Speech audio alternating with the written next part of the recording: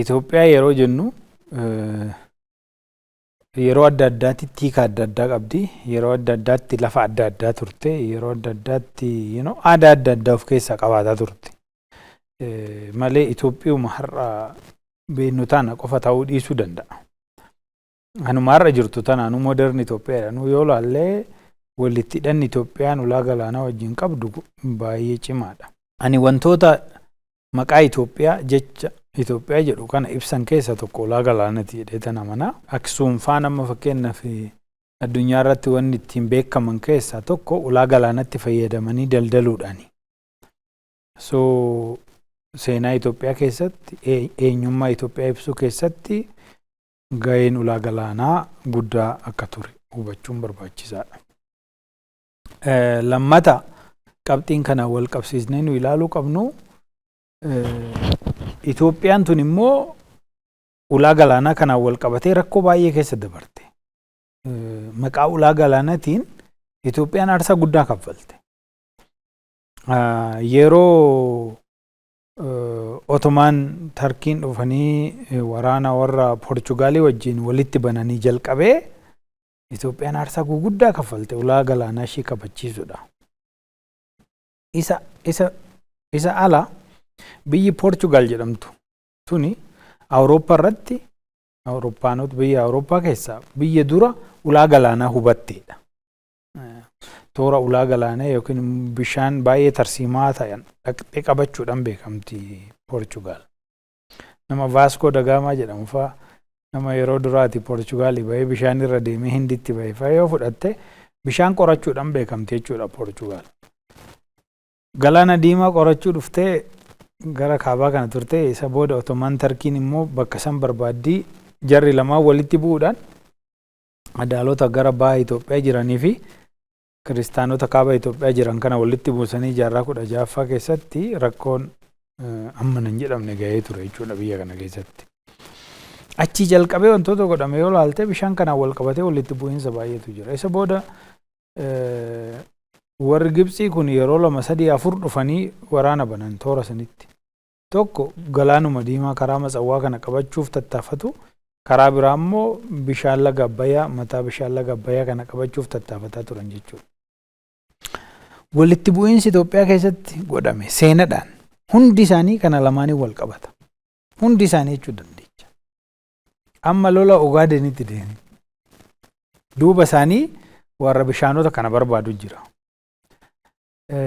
Bara 1860moota keessa Xaaliyaaniin dhuftee yeroo jarri Afrikaa qirca hirachuudhaan murteessan toora san qabattee yeroo duraati gaa Itoophiyaa fi ulaan galaanaa ka adda ba'anii yeroo Xaaliyaaniin Eritiriyaa koloniidhaan qabatte kana jechuudha. Isa booda immoo dhuma waraana addunyaa lammaffaa booda erga Xaaliyaaniin ari'amtee booda Eritiriyaan deebitee Itoophiyaadhaan federeeshiniidhaan walitti makamtee ulaa galaanaa qabaachaa turre. Isa booda erga federeeshiniin diigame gareen Eritiriyaa bilisa baasuudhaan socho'u waggaa 30 Itoophiyaa waraanee bara 1983 booda immoo Eritiriyaan biyya bilisa taatee Itoophiyaatti karri galaanaa kun cufame jechuudha. So seenaan isaa seenaa dheeraadha. Seenaa dheeras ta'u garuu immoo seenaa baay'ee ijoo ta'an Itoophiyaa irratti dhiibbaa guddaa geessisan ta'uu isaanii isa wajjin hubachuun barbaachisaadha. Maaliif kun hundi godhame? Maaliif Itoophiyaa ulaa galaanaatiin adda baasuun barbaachise? Yookiin immoo erga biyyoonni kun koloniidhaan ijaaramanii booda akkatti daangaan Itoophiyaa bishaan irraa kutuudha tattaaffiin godhame baay'ee nama ajaa'iba. Amma kaartuma kana yookiin maappii kana ilaaltee waan nama ajaa'ibu miti biyyoota ocholonii fakkaatan kana maddii Itoophiyaa irra godhanii bishaan irraa adda baasu.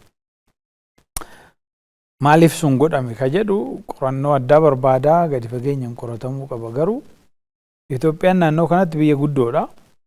Biyya uummata guddaa qabdu, qabeenya guddaa qabdu, mataa bishaan laga addunyaa kana keessatti dheerinaan beekamu laga Abbayyaa qabattuudha.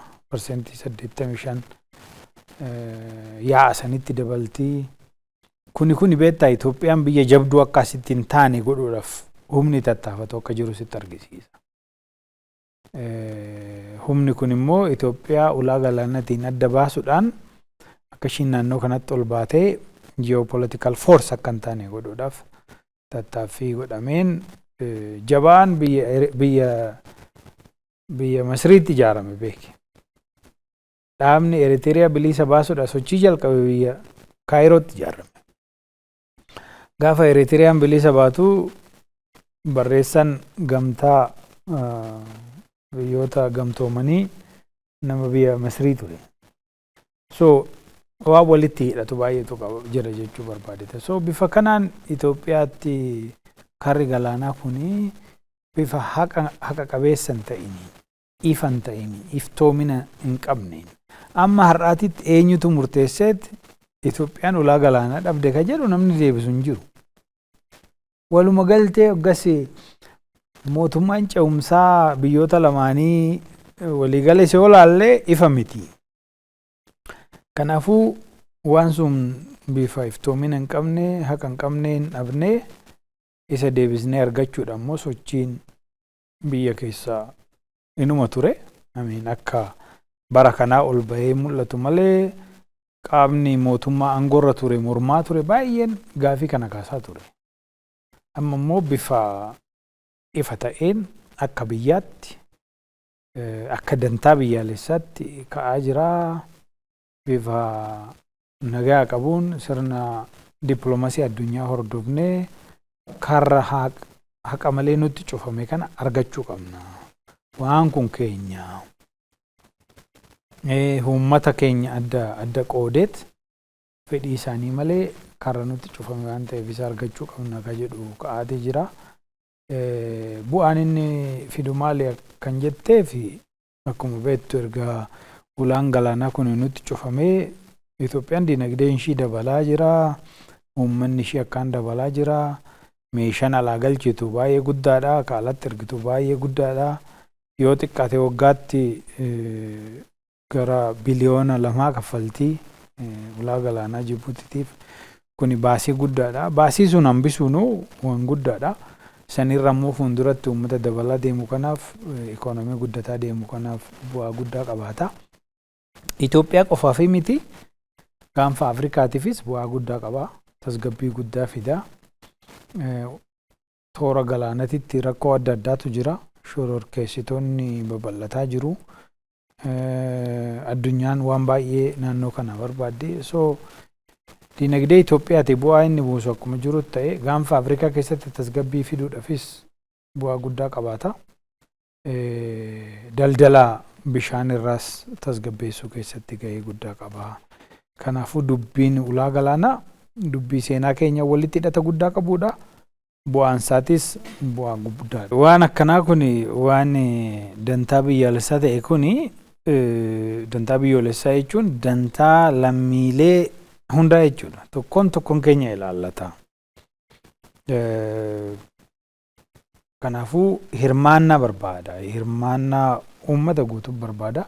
Akkuma hidha Abbayyaa irratti godhame san hidha Abbayyaa kana ka galmaan ga'e waan itti ba'e hunda caalaa waliigaltee tokkummaa uummata kanaati. So I call it is a reservoir of unity. Uummata Itoophiyaattu tokkummaa godhatee ijaaree jedhee amana. Ulaan galaanaa kunis akkasuma. Itoophiyaanonni ilaalcha siyaasaa garaagaraa qabaachuu dandeenya, eenyummaa garaagaraa qabaachuu dandeenya, amantii adda addaa hordofuu dandeenya. Garuu waan iftoomina odoon qabaatiin karaa haqa qabeessa hin taaneen qaama hoggas akkaanuu uummata bakka hin buune fi garee waliin bosonaa dhufeen walii kenname kanarratti dogoggorri seenaa Itoophiyaa irratti hojjetame dogoggora hamaa ture. Hammeenyi isaa immoo qabatamaanis argaa jirra. Waan baay'eetti dhabnee jirra. Waggaadhaan doolaara biliyoona 2 itti kaffalu jechuun waan salphaa miti. Kanaafuu tokko gadi fageenya hubachuudha maaltu akka jedhamaa jiru. Nam tokko amma waan mootummaan tokko yookiin gareen tokko yookiin paartiin siyaasaa tokko fedhii siyaasatii godhufaa godhee ilaala. Kun sirrii miti. Kuni waan fedhii siyaasaati jennuu miti. Kuni waan dantaa biyyaati, dantaa biyyoolessaati. Kanaafuu waan dantaa biyyoolessaati wal qabatu kana sirriitti hubachuudha. Deeggarsa barbaachisu kennuudha. Deeggarsa maallaqaas haa ta'u, deeggarsa dhiibbaa dippiloomaasiis haa ta'u karaa hunda dhiibbaa godhuu danda'uu qabna. Waan kun akka hubatamu godhuu danda'uu qabna. Yeroo hubachiisnu immoo fedhii Itoophiyaa, fedhii dinagdee Itoophiyaa qofa galmaan ga'uu akka hin taane akkuma dura sii kaasisan tasgabbii gaanfa Afrikaa mirkaneessuu keessatti gaheen inni qabu. Akkasumas immoo daldala galaanarraa nagaa qabeessa goosisuudha. Shororkeessitoota naannoo kanatti to'achuu kan danda'u humna akka qabu naannoo kanatti Itoophiyaa qofa.